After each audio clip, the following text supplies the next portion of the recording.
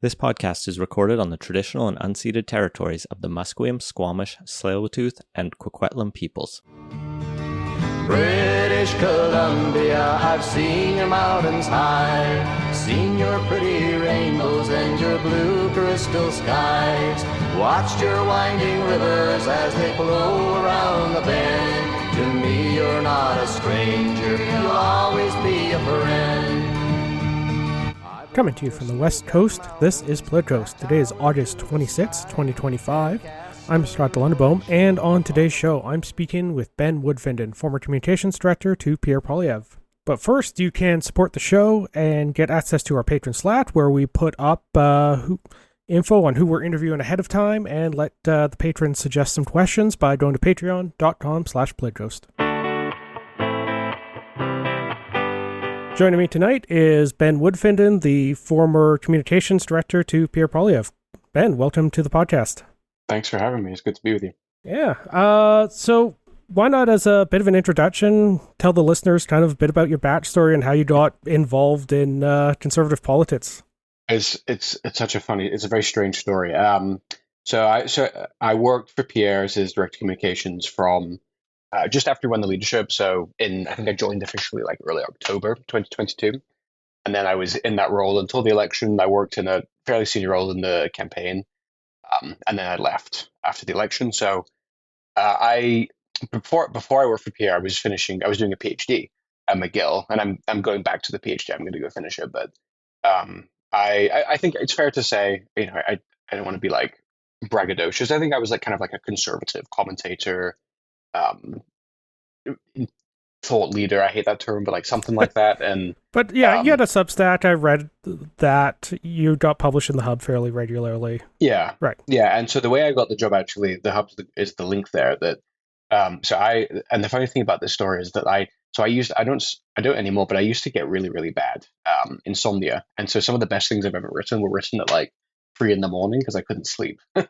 So I wrote a piece in early 2022. I was actually in France at the time, but on this piece was called The Gatekeeper. It was about the gatekeepers, and it was basically a kind of it was just something I had buzzing in my head and I couldn't sleep. So I wrote an explanation of how I thought going after the quote the gatekeepers was a way for Pierre to kind of thread the needle between scratching the kind of populist itch that is now, I think, dominant in conservative politics, and also still kind of keeping that conventional conservative coalition, the more traditional conservative voters, together. So I wrote this piece, and then it got some takeoff. I spoke with people on the campaign about it after it came out and stuff, and I'll leave that to that. But I ended up very unexpectedly getting hired to go work as his communications director. And my role for Pierre was more of kind of, I also hate this term, but more like strategic communication, so broader kind of messaging and thinking about like who you're targeting and how you're targeting. It wasn't so much like reactive day-to-day stuff. It was more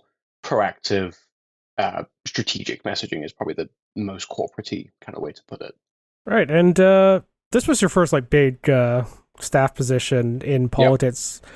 What was the biggest surprise going from academia to politics? Like, what's the thing that you weren't expecting that was part of the day-to-day grind of politics? We could do a whole episode just on this. I'd been involved in conservative politics in different ways. Like, I'd volunteered on certain campaigns, and like, I knew people that worked for, like, I was pretty close with a bunch of people that worked for Aaron O'Toole, for example. And like, it's not like I wasn't vaguely aware of how kind of it works behind the scenes, but working for Pierre was the only like formal role I had in politics. And it disabused me of certain things. I've changed my mind on a bunch of things. And I'll give you one example is I still broadly speaking agree with this intellectually, but I saw the other side of it where I used to very much be a kind of independent. Caucus should be independent of the leader, and they shouldn't be controlled. It shouldn't be super centralized. Shouldn't be controlled, and that our parliamentary system functions much better when we have kind of genuine backbenchers and they're not just all trained sheep.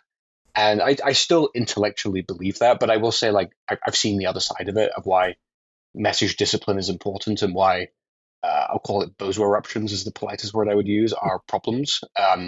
Why you do need some degree. And so there's that side. There's also just like you're you need a kind of coordinated message, right? You don't want everyone just like saying the exact same thing 24/7, but you do still need like people to be on the same page and kind of broad, like a boat that's rowing, that's swimming in, people rowing in one direction. I'm butchering metaphors here, but so that's an example of something where actually being on the inside made a difference. Just seeing how that works.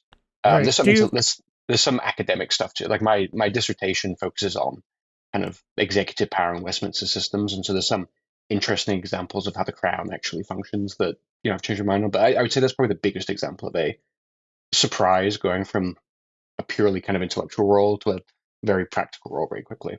Do you think there'd be a way to kind of strike a slightly better balance on that front, where you get a little more maybe MP independence, or let them, exercise their prerogatives a little more without throwing the message discipline out? I think there's a way. So I actually, one thing, if I had to predict something, I suspect that the next. I should say, like, full disclosure, like I don't work for Pierre anymore. I still have a ton of respect for him. This isn't a criticism of him, but I do think you'll see a different kind of approach to caucus management more broadly second time around. And let's call it Pierre 2.0 versus Pierre 1.0, where I think to be honest, caucus wants a bit more independence, and they I think it's very easy to call someone and tell them to be quiet when you're 25 points up in the polls and they want to be a cabinet minister, versus where it's a genuine, you're in a more like ordinary kind of political cycle again. So I think we will go back to that a bit more. The problem, Canadian politics is just unique in this regard, where our politics is so centralized and it's so leader centric and leader driven that I don't think, and it's not just a federal thing, and it's not just a conservative thing either. It's true of all parties, and it's true of federal and provincial parties for the most part, where there's degrees of it, but I don't think it will. I just think that's the nature of our system, and I don't think it will change. I think you'll see ebbs and flows, and like I said, I think the next version of the Conservative caucus will have more independence and more leeway, and we'll be doing more media. You're already seeing this, right? But I just think it's the nature of our system. I don't think it's actually a unique Conservative thing. It's just Canadian politics is just naturally very centralized. Right. Well, let's jump into the 2025 election. I think it kind of took everyone by a bit of surprise what the election was going to be about compared to a couple months prior. How did you guys deal with the changing situation? At least from the outside, it seemed like there was a bit of a lag on getting into talking about the issue of the day. I've done some other interviews where I push back on this, that, like, look, do I think we made mistakes? Absolutely. And other things that I would do differently? Absolutely. And I don't think anyone would pretend otherwise, including people that, other senior people in the campaign and stuff. But the one thing I do reject, and the one thing that, and I wasn't the one, there's lots of people that are involved in decision making, this kind of stuff. It's not, I don't want to pretend that I'm like the mastermind or anything, but the one thing I reject is this idea that we didn't pivot, so to speak, towards Trump stuff and tariff stuff. And like we did, our messaging changed. The one thing we didn't do, and I do think you can criticize us for maybe being a bit slow to the mark on this, but I will also say, like, we were talking about this. I mentioned this in other interviews before, but we did a big rally in. It was February 15th, and I remember this because it was the day after Valentine's Day, and Pierre ruined my Valentine's Day plans. But it was a Saturday. It was February 15th, and we did a big kind of Canada First rally in. It was in Ottawa. It was at the I think it's the Rogers Centre or Shaw Centre. It doesn't matter. I think it was the Rogers Centre. But we did a big Canada First rally where Pierre gave a very big, like, rah patriotic speech. And again, you can critique the substance of the speech, but the point is that was early February or mid-February. So the idea that we didn't pivot at all, and then in the weeks before and after that, we did a series of policy announcements that were sovereignty driven. We did one on, if I remember correctly, it was the first one we did was one on interprovincial free trade. We did a big announcement and video on that. We did one on border security. We did one on Arctic sovereignty and Arctic, expanding Arctic. I remember the the cornerstone of that announcement was building a permanent CFB base in Iqaluit. And so I reject this idea that we just ignored it, because we didn't ignore it. The one thing we did that we consciously did, and that I will stand by, and I think it's hard to do it's hard to play counterfactuals and hypotheticals, but let's say we had completely pivoted to talking about nothing but Trump. I honestly think we would have lost 50 seats. I don't think we would have.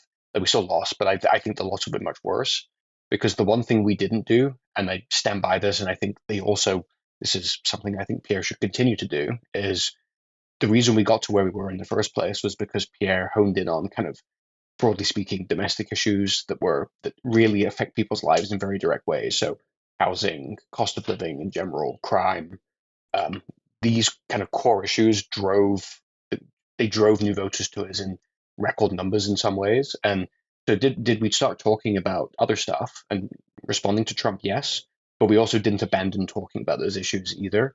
And I will maintain that was the right choice, because that it's still, I don't like some of this talk you hear from conservatives sometimes where, we got 41.3% of the vote and we blah, blah, blah, blah, blah. I think it sounds like loser talk, quite frankly, where it sounds like you're saying what you won when you lost. But I don't think we should pretend otherwise, that we didn't actually make some significant gains in a lot of ways. And I don't think we would have made those gains had we entirely pivoted to just talking about Trump and just talking about tariffs and that kind of stuff. And there's room for everyone has an opinion on this. But the one thing I reject is this idea that we didn't pivot at all. We definitely did start talking about it. It's just that we didn't abandon our core issues completely. Right. Well, one of the things that I think set this campaign apart compared to some of the previous conservative ones was perhaps a little more confrontational media strategy, or one that focused more on new media than traditional media. Do you think there was some room for improvement on that, and should conservatives rethink their approach going forward on how to interact with both new and old media? I think yes, I think there's room for improvement, and there's, like I say, I don't think anyone thinks this campaign was without flaws, and there were things that we could do differently. So this is, there are things on the media side I think we could have done differently. Maybe we should have done differently. My view on this is that Pierre, again, I said this before, that our politics is just there's no escaping. This is very leader centric, and so when we talk about media, what we're talking about is the kind of media that Pierre would do, not just what caucus would do, but what Pierre would do.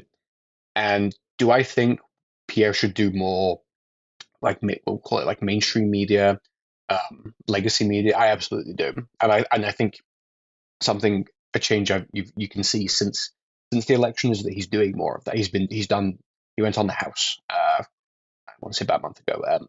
He's doing that kind of media now. So do I think he should do more of that media? Yes, but I also just think he should do more media in general, and he shouldn't kind of confine himself to certain venues, because one of the great things about working with Pierre is he's a fascinating guy in so many ways, but he's the hardest working guy I've ever met in my entire life. He's also one of the sharpest, and that when we would prep him for interviews or prep him for stuff, the guy knows his stuff better than most other people to begin with. He doesn't need prep in the same way as some other politicians do. And so Pierre's good at doing media. He can generally he handles himself very well when he does media. He can think on his feet. He's sharp. He can be quite witty and quite funny as well, and quite good in that regard. So my view is that he should do more media everywhere. There's certain media he shouldn't do, but he should do more mainstream media. He should do more podcasts. He should do more alternative media. He should do more, you name it. I generally think he should do more of that. And if there's one thing that I would change from the campaign that I think is a fairly obvious, is I just think he should have probably just done more media in general. Right. And I think there might have been part of that bleeding into what ultimately happened, where kind of became almost a meme about the 3-word slogans and verbing the noun, and maybe that side of him didn't really show up. And I've got to imagine at least part of that was a conscious decision to focus on that style of communication, because I know you guys did a bunch of long-form video stuff leading up to the election and all that, but can you kind of walk us through what the thinking We was on we those? consistently, it's funny. I like, look, I'm biased on this, right? Because I was involved in this stuff, and it this idea that he was just nothing but kind of verb the noun slogans. Like, did we generally have a kind of do we like our core four messaging, we called it, was axe attacks, build the homes, fix the budget, stop the crime. Now, is that verb the noun, verb the noun? Sure, it is. But the idea that this was the only things Pierre said, and like it's very easy to like clip Pierre, and maybe we open ourselves up to this. It's very easy to just take clips of him saying these things, mash them together, and be like, he's not saying anything else. But we did, we you mentioned long form videos. We did in the couple of years when I was there. Every couple of weeks, we did a substantive policy announcement, and this was actually one of the challenges during the campaign was we had actually already announced a good chunk of what was in our platform. We'd already done so, and it doesn't mean that everyone had heard about it, so we could re-announce stuff. But it was a challenge we faced. That there was all sorts of things we'd already announced that, like, especially on like housing policy, for example, we'd already announced a good chunk of our housing platform because we'd spent 2 years doing substantive policy announcements. And just because the top line kind of slogan is build the homes doesn't mean that when we're doing a specific policy announcement that there isn't like a substantive fleshed out policy behind it. And you mentioned the videos, and this is of all the things I was involved with, Pierre, the videos are one of my proudest achievements. I think, and I'm not claiming I was the. There's lots of people that are involved in these things, but we would do. I remember, for example, we did it was almost a 50-minute video, I want to say, where we came out against the now dropped but the capital gains tax hike, and we put that. I won't go into the full details why, but we put that video together very quickly, and basically we had me and my team and a bunch of other people that we worked for basically like 60 hours straight to get that video ready. And those videos they're a lot of work. Like, there's a lot of they're resource and labor intensive and time intensive. And that video was about a 50-minute video. It wasn't just a policy video, it was a detailed explanation of the reasons why we thought it was a bad idea. And we had a kind of structure for how we do these kinds of things, where we walk through the problem and then we walk through the solution, right? And you can disagree with how we present the problem and how we present the solution. But of all the things people say about Pierre that genuinely infuriate me, and like I say, I don't work for him anymore. I still support the guy, respect the guy. I don't work for him anymore. But of all the things people say about him that drive me insane, that are just not true, is the idea that we didn't ever put out policy and there wasn't substance. He's a rhetorically gifted politician. He's good at communicating stuff in simple language.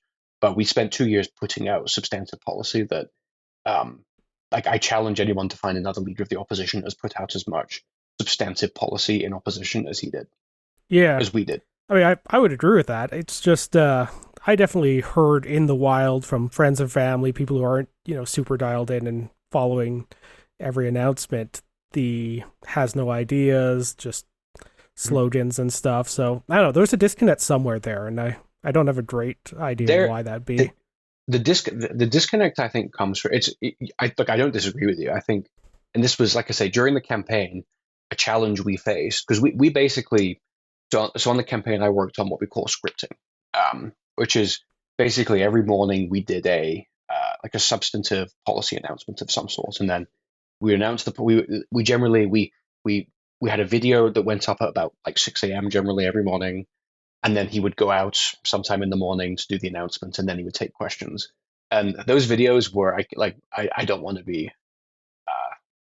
They're a lot of work to put together, and the weeks in which we were putting those videos together, I will say, were not the most pleasant weeks of my life, and because they were very busy, very stressful. It was 12 hours a day in a room with him. That was a 6x6 studio, and I wouldn't say that's a pleasant experience in many ways, because it's intense. And but we would every day, nearly every day of the campaign, we put out a video in the morning, first thing.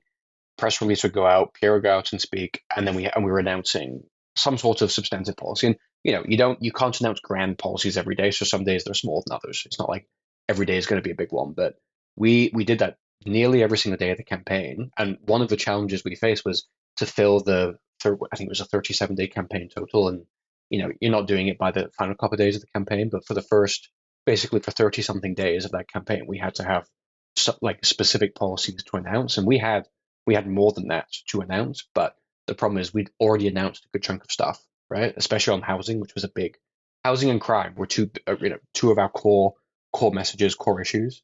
We'd already announced a good chunk of that stuff in prior, but as you say, like just because we'd announced it doesn't mean if we announce something during a kind of ordinary time, I'll call it, when we're not during the election, it's most people are not paying attention. So, you can put out a video that gets millions of views on our socials. There's still a very small number of people that are actually viewing it. And then if it's the third or fourth segment on the evening news, that means, it reaches some people, but it's small. And then, the news cycle moves on very quickly. So one of the challenges that this is not a uniquely Pierre or anyone else, it's just a challenge now in all politics, is because our media landscape and the way that people consume and get information is so fractured and so disparate. Is you just because you get a good message out in one platform or another platform doesn't mean it's getting mass dissemination. And the way you get around that is, well, there's two ways you get around that. One is paid advertising, and just kind of literally just paying to get it in people's eyeballs. But the other way you get around it is just message repetition and message discipline. And if you announce something, you have to repeat it 50, 100 times so that people you might be announcing something for the 50th time or saying something for the 50th time, but a lot of people, that'll be the first time that they hear it, right? And it's just a broader question of kind of how you do communications in 2025, where you deal with a fractured landscape, and so you have to behave accordingly. Right. What do you guys make of the NDP collapse in the election? Was that an expected thing? Were you guys prepared for that, or did it kind of catch you off guard? No, I don't think coalitions? I don't think it was expected. And this time last year, so we're recording end of August 2025. This time last year, the NDP were not polling at 5%, right? They were polling at like 20%. And I will remember, I keep giving you anecdotes here that I don't know if your listeners will find good or bad, but I remember I took a vacation. I was in France. I was in Bordeaux about this time last year, and I had left my work phone in Canada because I actually wanted a break. So I would deliberately said I'm taking 2 weeks off and I'm not working. And I remember I was sitting at just like a perfect, like, it was a very, very classic, like, French. I was sitting on a terrace, like a patio in Bordeaux with my girlfriend, and my phone buzzes because I get like the Globe and Mail notification that the supply and confidence agreement had collapsed. And it was September. I think it was just after Labor Day. It was something like that. Yeah, well, it was just after Labor Day, because I remember I saw a similar notification when I was in Japan, first part of September. And I remember, and it was, I could give you a whole episode on the absurdity of how isolated I felt because I didn't have my work phone to deal with this. But I was on vacation, so it worked out fine in the end. But at that point in time, the NDP was polling at, like, I want to say about 20%, which is pretty normal for them to poll at, right? And I think in hindsight, people criticize us for going so hard after Singh and for going after the NDP. Well, right, by like driving them down to such a low level. Yeah, and I don't actually think that, like, did we contribute to that? Sure, I think we did, right? I think we ran a very effective campaign against Singh, and I think plenty of NDP partisans would agree with that. But again, like, imagine yourself in this time last year. Again, it's a very different world, and it's pre-Trump.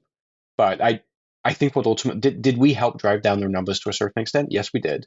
We also took a good chunk of their votes, right? And more importantly, we took a good chunk of their seats. And something I've always pointed this out to journalists plenty of times. On background. Now I don't have to talk on background, so I can just say these things. But the NDP are the federal NDP are very much they've become a kind of progressive, urban, woke party. I love that word these days, but I think that's what they are in terms of their kind of intellectual, the currents in which they flow. But if you looked at their caucus in the last parliament, it was not a urban progressive caucus, right? Even if their MPs were, their seats were very much like rural Northern Ontario, Northern BC, Rust Belt, Windsor and London and places like that in Ontario, where that those seats are not necessarily woke urban progressive strongholds, right? And one thing I'm very proud of is that, and I think one of the things I'm a pretty vocal and I won't say influential, but like notable kind of conservative advocate for is this broader kind of realignment that's going on in conservative politics. And like my own background is very much a kind of working class Northern English background. So these kinds of shifts that are going on, not just in Canada but elsewhere, we capitalized on that and we took a bunch of these voters. And that was always we were always trying to pick these seats, these voters, right? That was by design. But I think ultimately what happened with the NDP was this became for the kind of progressive voters that shifted from the dippers to the liberals, it became a question of Trump, and it became a question of that kind of stuff. Where did we contribute to weakening the NDP? Sure, but I think that broader shift where they went from 20% to 5% in less than a year, and were like a non-existent force during the campaign. That was stuff that was beyond our control, I think, to a certain extent. Right. Do you think that means going forward, it's going to have to be a case where the party has to compete for 45 to 50% of the vote to realistically gain power, or are we going back to more traditional splits? I'm of two minds on this. To be honest with you, what we're talking about first of all is English Canada. It's not true in Quebec, right? Quebec is not a two-party. But in English Canada, I think for the foreseeable future, then yes, it's quite possible that this is I don't know if it's going to be this forever, but I think there's a very good chance it's like this for at least another couple of election cycles. And for as long as Pierre is leader of the Conservative Party, I think there's a very good chance he's basically going to have to deal with a two-horse race this election and going forward beyond that, because and there's been some good stuff written about this, right? The NDP are they're not just in a bit of trouble; they're in like big financial trouble. There's all sorts of reasons to think that if they can recover, it's going to be a multi-cycle kind of recovery. Do I think that they're dead completely? No, I don't think that they're. I don't think they're dead completely. And I know if you have listeners that are NDP partisans, I'm sure quite a few. Yeah, and so I'm sure what I'm about to say will infuriate them, but I'm going to say it anyway because why not? And like as a conservative, nothing makes me roll my eyes more than when liberals give us advice on how to run our party. I'm going to do the same thing and be a hypocrite and give the NDP advice on how to run their party. And I think it's going to be very easy for the NDP to kind of tell themselves. Every party tells a story about themselves of what they want to be that doesn't necessarily reflect who they actually are. And that's true of the NDP. It's true of the Liberals. It's true of us. Like it's true of every party. I think the NDP will want to tell themselves a story that they can kind of win back this kind of like working class, blue collar, left behind kind of voter. And I'm not saying that those voters will never ever vote for left wing parties, go to the left ever again. But I do think that for the kind of the NDP should be kind of honest with themselves that what they have increasingly become, federally at least, is a party of, and they can govern successfully in provinces out west and still have this model, but like they are very much a party of kind of an urban progressive party, right? And an urban progressive party can tell itself that it has some sort of like commonality with like working class, white, male, blue collar union voters. I think they're kind of I think the idea that you can build a coalition in 2025 where you can reliably bring together kind of downtown Toronto progressives and union voters in Windsor, blue collar voters in Windsor. I think that's actually a much harder coalition to build now than it was 10, 20 years ago. And like the NDP kind of idealizes itself as this kind of working class blue collar party. I think those days are over, and those voters are shifting to the right everywhere. It's not just in Canada. It's a broader trend, right? Yeah, it's definitely something I've noticed, and I think culture probably plays a big part in that too. Yes, and culture it's very much a lot of politics is symbolic, right? It's about I hate this term, but like a lot of politics is about vibes, and like the way that those kind of symbolic politics have shifted, those voters are now much more comfortable and naturally at home on the right with kind of contemporary conservative parties than than they would have been 20 years ago, and that and they will be more comfortable with conservative parties going forward. So my advice to NDP voters is like just kind of embrace what you are at this point, and you're an urban progressive party, and compete for those urban progressive votes, and don't try and compromise in one way. And I know this will enrage dippers to hear it, but I think that's the way that there's these. I just think that's the way it's going, and I think they can be a relevant party again if they kind of double down on that and embrace that. But I don't think they shouldn't take my advice or listen to me. But that's my 2 cents on the kind of what's going on there. But to bring this back to the Conservatives, this is even if the NDP recover to a certain extent, and I think they'll probably recover beyond. I think they got 5 point something percent, something like that. Had the Dippers got 10% in the last election, we probably would have won the election had that been the case. And that would still have been a historically bad result for them, right? A really terrible result. But 5% is just you're basically a non-existent. They didn't get their deposit back in a good chunk of Two-thirds of the ridings, I think. 2/3 of the ridings. Like, that is like a catastrophic. And I think this time last year, we were well positioned to win in a two-party race, or a race where, we were taking as many votes from the NDP as we're taking from the Liberals. But I think just if it becomes a straight, I said this in an interview I did with the House, like with CBC's The House last week, that for all the good talk about how Pierre got 41.3% of the vote, Carney, which is the most since Mulroney, Carney got whatever he got was the most the Liberals have got since Pierre Trudeau. Right, he got more than Chrétien did at his peak. He got more than Martin. He got more than anyone. Got more than Trudeau.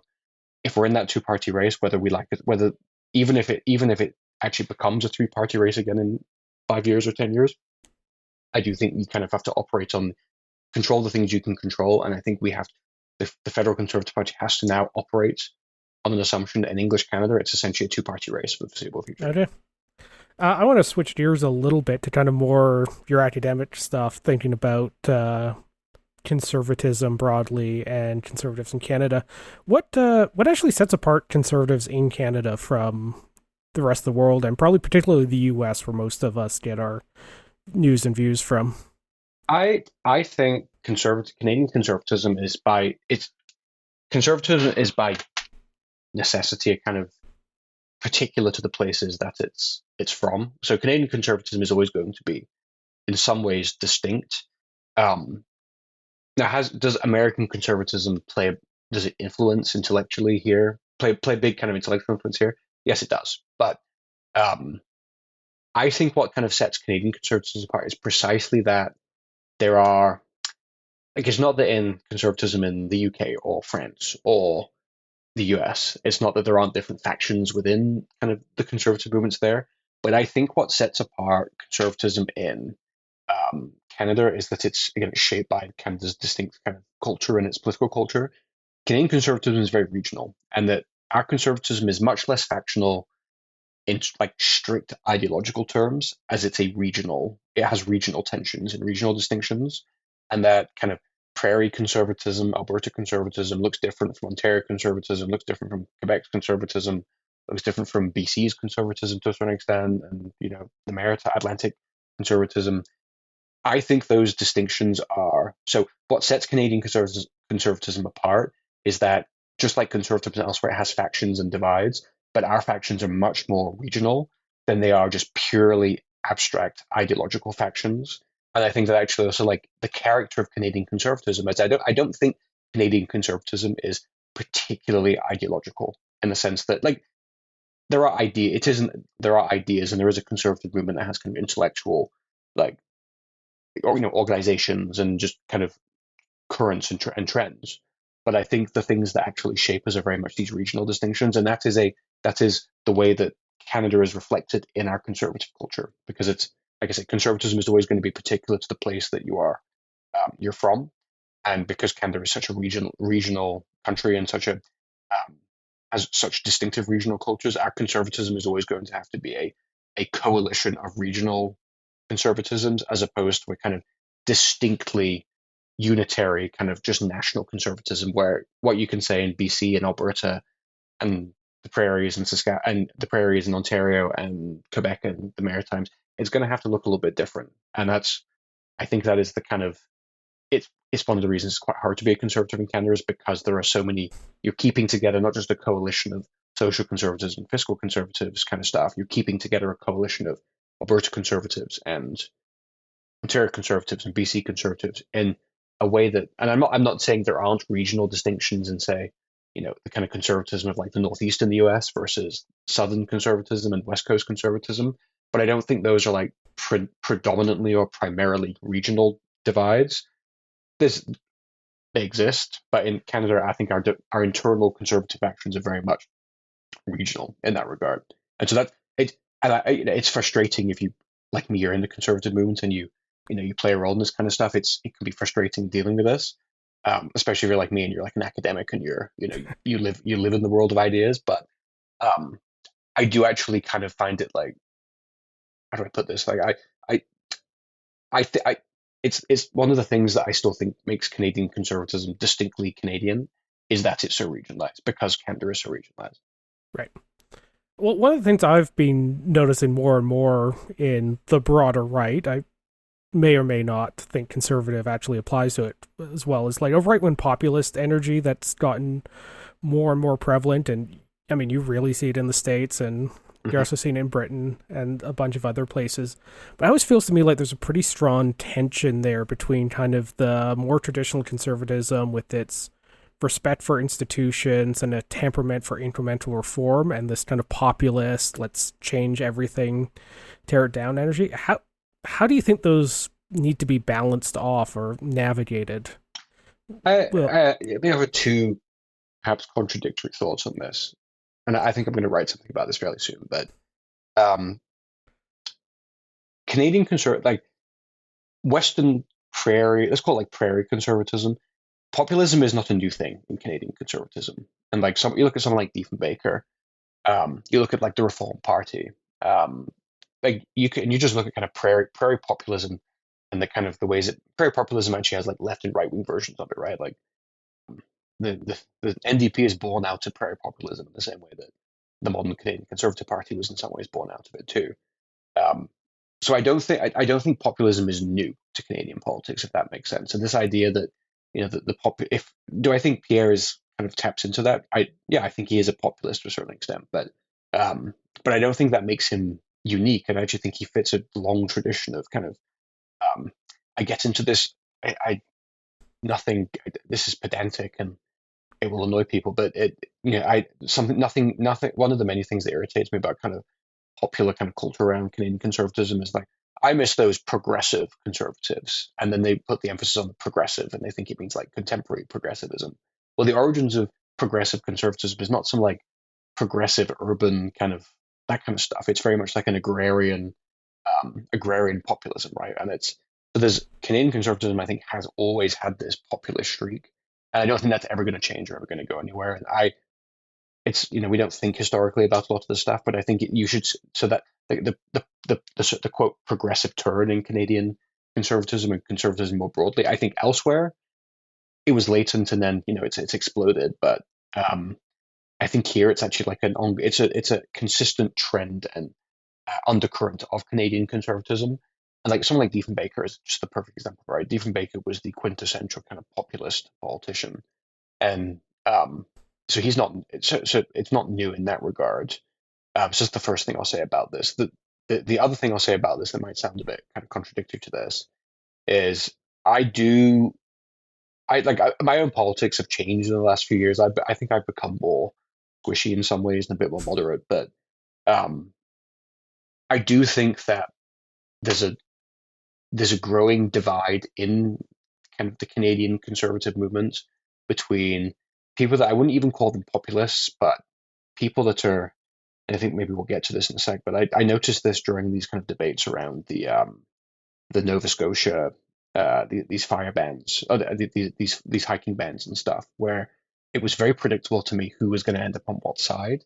And a lot of it was to do with this, I think, this new divide in Canadian conservatism that is around kind of broader questions around kind of like freedom and how you understand freedom and your relationship to the state and whether you trust the Canadian state and the regime more broadly. And I do think those divides are actually growing within Canadian conservatism. And I I know which side. I confess I fall much more increasingly on the kind of Tory side. I'm very much a kind of law and order kind of Tory, if that makes sense. But I see these divides growing, and they're also quite nasty, right? This is internecine warfare between conservatives, but it's definitely like I sense a nastiness to it that didn't exist 10 years ago in the same way.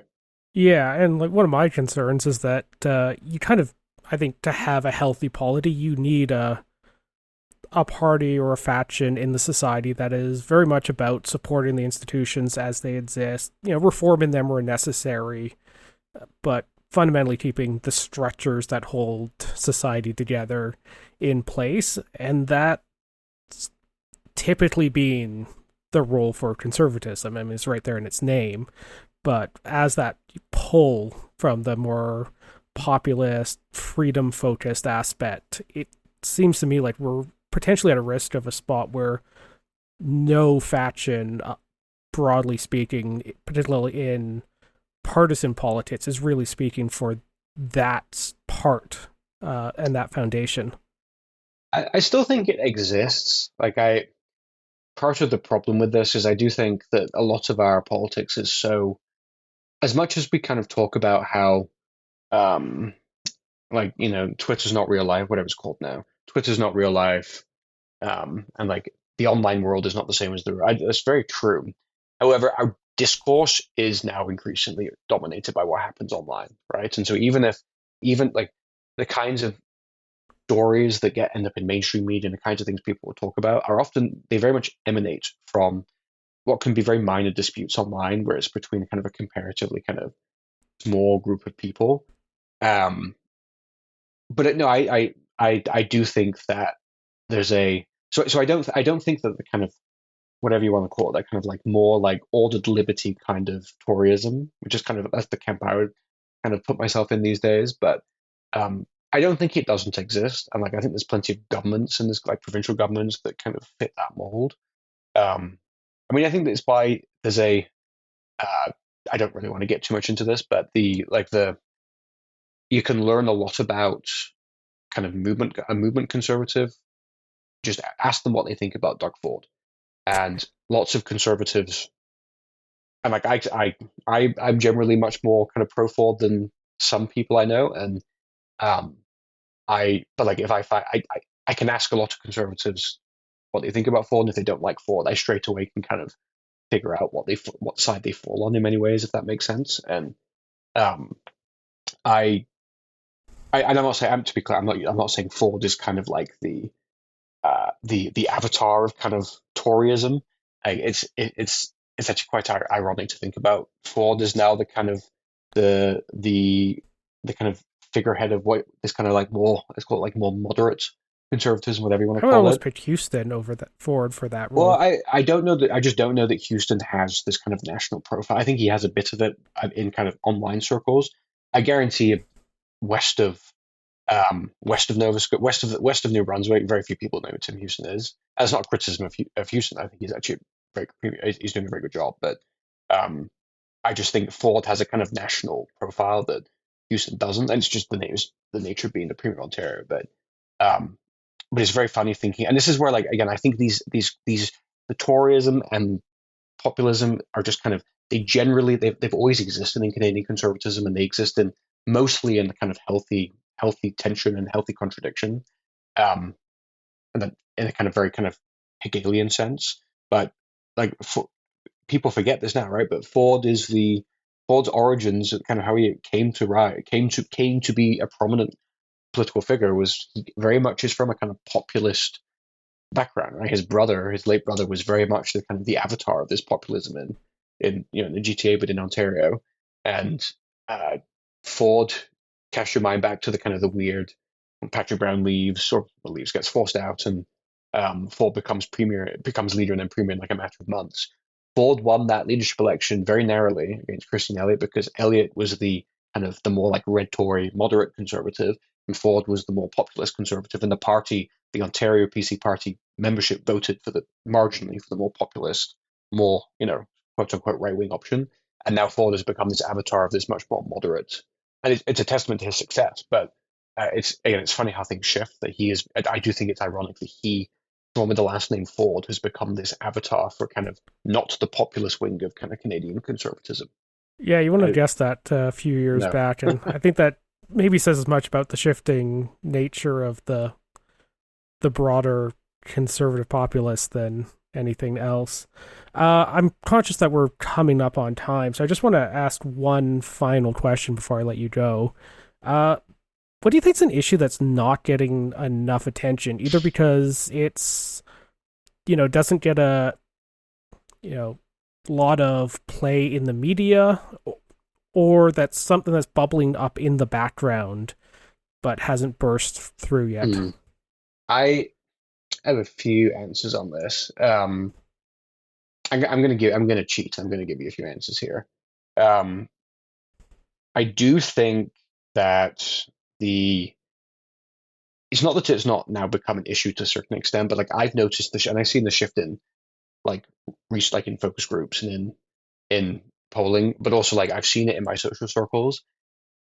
The conversation on immigration in this country has completely changed from what it was 5 years ago. So I don't think people aren't talking about it. People are talking about it, but I think this is a very new kind of topic of conversation in politics in this country, and I don't know what direction it's going to go in, but I do think it's a very live issue that I would not be shocked if immigration is a like top 1 to 2 issue in the next federal election.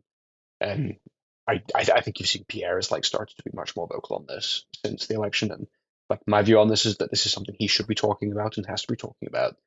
And I quite frankly think we should have been talking about it before, but um, in ways that we weren't. But so that would be like a kind of central political issue. I don't think we're also. I don't know what will actually get done about this anytime soon. I don't think we talk. It's a lot of this is a very academic issue, and I will say this is something I care about in my kind of my intellectual work. But the I I don't think people that don't like aren't like kind of like knees deep in kind of decisions that our courts make and the way that they intervene in our politics, and especially on criminal justice stuff. I don't think people realize quite how insane criminal justice jurisprudence has become in Canada, and how things there are so many frequent like the kinds of things that 95% of the population would consider, not even 95%, like 99% of the population would consider just like common sense um, kind of criminal justice issues or policies have been or are inevitably going to be struck down by the courts on increasingly on just like this ever expensive interpretation of Section 7 of the Charter and a few other parts. But it I do think that is crime is one of these things where it's actually something where I'm not confident someone like Carney can fix these. And crime it's a provincial issue, it's a federal issue. There's all sorts of different things that go on that are every level of government plays a role in it. But ultimately, to kind of fix like our bail system, which is just completely broken because of kind of judicial invalidation of stuff. That is one thing that, quite frankly, you cannot fix without using notwithstanding clause. And it was a fight. I know Pierre has been explicit about this, and it's one of my. I was very proud of working with him on this. That we were quite explicit that we would, to fix the bail system if we have to, and to fix criminal justice more broadly, we were willing to use a notwithstanding clause to do that. And I do think crime is one of these, like it's like a 90-10 issue where it's not talked about, but I do think our political class in general is still quite blind to this. And then if I can offer one more issue that I don't think is a political issue, and you're not going to see anyone campaigning on it, but like I think it's the biggest thing going on in the world right now that we're not discussing nearly enough, and we don't realize how radical it is and how much it's going to change the world in our lifetimes if we live long enough. Is the not just Canadian or even like Western, but kind of the global collapse of birth rates and fertility. And this isn't some Handmaid's Tale. People should be having more babies for those kinds of reasons. I don't think people realize how, because birth rates have not just in the last 10, 20 years, birth rates have collapsed basically everywhere on the planet, right? It's not just Western democracies, it's all over the place. And that is going to change politics, change our entire world in ways that we just don't realize. Hugely economically disruptive. Hugely, and socially disruptive, economically disruptive. It is more disruptive than I think any other kind of macro trend that's going on right now. And it's not that people don't acknowledge it, but I think very few people. I quite frankly think this should be a central topic of discussion. And I also don't think you can actually fix this or increase birth rates. But I've kind of changed my mind on this in the last few years. It's not. I'm still broadly speaking kind of in favor of naturalist kind of public policy decisions and choices, and that I think you can kind of do things to make it at least economically rational to have children, and like direct child support, direct child benefits, direct transfers. I think are things like that are good. But I ultimately have realized I don't think this is a public policy question. I think it's a broader kind of social kind of question about why birth rates are collapsing everywhere, and I don't think you can fix it through public policy. I think you can, like I said, you can nudge it or you can delay it in little ways. Yeah, but if if social spending on new families boosted it, the Nordic countries would be leading the world with birth rates, and they're just not. Exactly. There's literally even like a country like Hungary, right, which is like held up by naturalists as kind of the model for like aggressive. Hungary has managed to kind of like increase its birth rate ever so slightly, but it's still well below replacement. They're spending a lot of money to do it. From 1.2 to 1.4 or something like that. I think it might be I'd have to look. I think it might be a bit. But the point is, it's below replacement rate, and I don't think you can fix this stuff with pure public policy. But I do think it's something that we have to be thinking about. I think it's as disruptive as climate change is going to be, just in terms of how it's going to change the world and the societies we live in. And I don't have any answers to this necessarily, but I do think if there's something I think about that we should be thinking about more, that's probably it. Okay. Ben, I think I've already taken up a little bit too much of your time. Thanks for coming on. Why don't you tell the listeners where they can find out more of your work if they're interested? Yeah, sure. People can follow me on. I refuse to call it X on Twitter. Just my name at Ben Woodfinden, I think is my handle. I honestly forget, but it's something. Just Google me and you'll find it. And I've got to keep an eye on my I have a Substack. I don't publish on it very often anymore, but you'll still see me in the Post, National Post, the Hub, the Globe, places like that. And I've got I can't announce it just yet, but I have got a new kind of thing lined up that I'll be announcing in the next couple of weeks, so which I'm pretty excited about. So keep an eye out for that. But Twitter's probably the best place to. I don't think I'm as interesting on Twitter as I used to be, because I think I'm just becoming a kind of boring old man in some ways. But that'd be the best place to keep track of my rants and my ravings. Okay, Ben, thanks for coming on the podcast. Thanks for having me. And that has been Politicos. Find links to everything we talked about at politicos.ca. Support the show and get access to our exclusive Slack channel at patreon.com/politicos. Our intro music is Beautiful British Columbia by Serge Plotnikov. Politicos is a production of Leg and Boot Media. Audio editing provided by Jesse Woodward at listener-supported CHLY 101.7 FM in Nanaimo. Learn more at chly.ca.